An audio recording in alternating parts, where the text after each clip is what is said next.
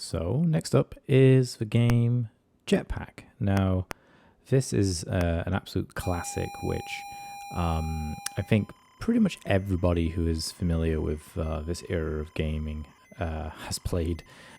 And yeah, so I'll also just let you guys listen to this nostalgic sound of the title screen loading.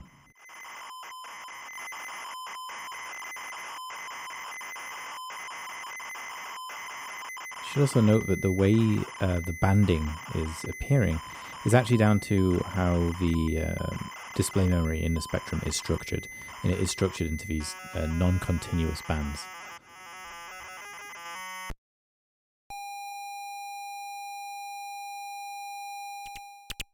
So yeah, in Jetpac you basically play as this little guy with the jetpack. Movement is essentially left, right, hover, and boost upwards. And yeah, the main goal at the beginning is to, of course, build the rocket and then fuel it. And so for the next few levels, your objective is just to collect the fuel. You can get more lives by getting more points from collecting the sort of flashing objects, which kind of drop down. Yeah, each of the levels, I'm not going to say enemies, because in this case they're like meteorites going from right to left. But yeah, in the following levels, you have different sprite models, fluffy balls, little alien spaceships, this kind of thing. And each of the times, they all behave slightly differently. So some of them will just move up and down without any kind of logic.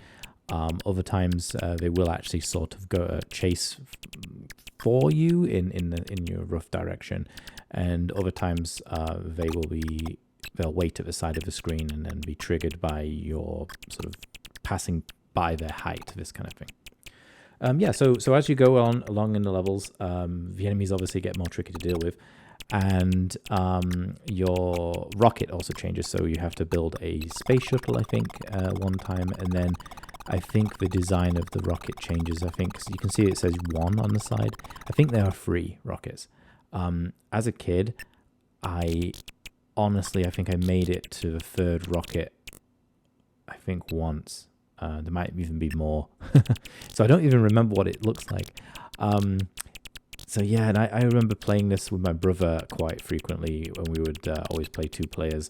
And so yeah, one person, it's like a hot seat, one person plays, then the next person. And I would get so frustrated watching my brother play because he was older than me and obviously so much better than I was.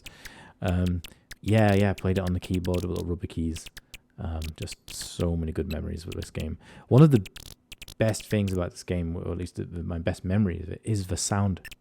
Now you might say, oh, well, the only sound effects you can really hear is this kind of laser pew-pew sort of noise. But to be honest, if I could peel that sound out of this game and just use it in any other game, yeah, it would go everywhere. It's just such a satisfying sound, and yeah, just Jetpac. It's quite a special one.